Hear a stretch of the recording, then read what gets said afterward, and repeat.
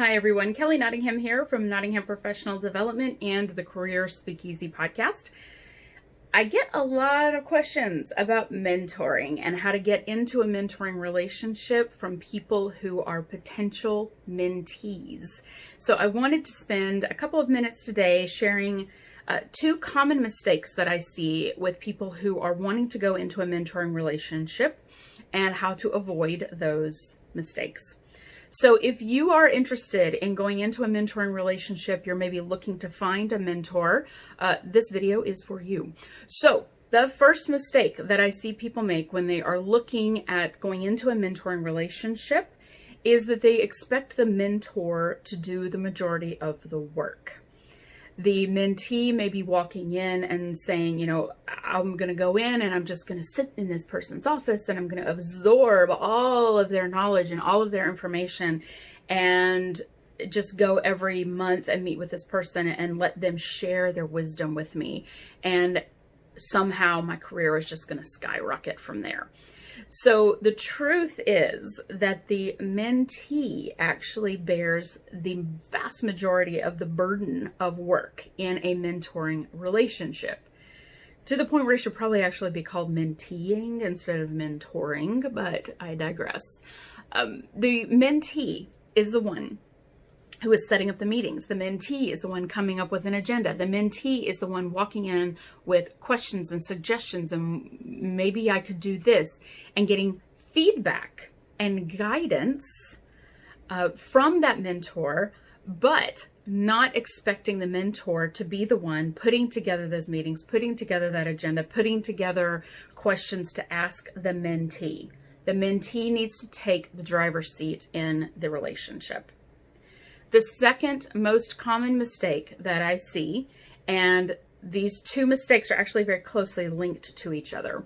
The second most common mistake is that the mentee goes in to try to find a mentor without having crystal clarity on what it is that they want to accomplish in the relationship.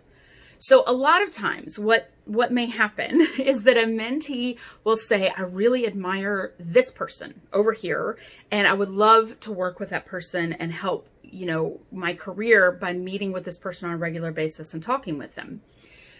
When they reach out to that person to see if that person will be interested in mentoring them, and they don't have a clear plan for what it really is that they want to accomplish in working with that person, it puts the mentor on this strange, little pedestal of oh, dear guru, I just want to gain knowledge from you and share with me everything that you know. Now, you can see where this goes back to that idea of expecting the mentor to drive the relationship because the mentee does not have clarity around what they want to accomplish. Now, I see this most commonly with people who reach out to mentors or potential mentors who are at significantly higher levels in an organization or within an industry than the mentee. Again, they're expecting maybe that mentor, the prestige of that mentor, just to sort of automatically rub off on them, just like I'm rubbing elbows with this person, and so somehow that's going to skyrocket my career. When you get clarity on what it is you're actually trying to accomplish in a mentoring relationship and being very specific, you may find that that really high-level person that you were originally thinking about may not be the right mentor for you. They may not actually be able to mentor you in what it is that you are trying to accomplish. So, if you are interested in moving into a mentoring relationship, you want to be mentored, I have an episode of the Career Speakeasy podcast that just came out last week. It's called Mentor Me, and it is all about best practices and tips for avoiding the most common mistakes and making the most out of your mentoring relationship. The next episode that's going to be coming out next week is going to be all about the mentoring side of the relationship, because mentoring is not the easiest thing in the world, and it is a skill set that needs to be developed. And it can also be a great growth opportunity for people who want to help others and practice growing talent and guiding people.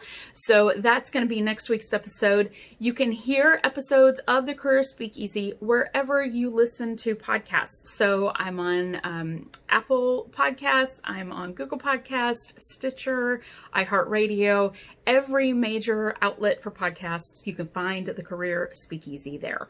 So hopefully this has been helpful. If you are interested in learning more, I encourage you to listen to the Mentor Me episode.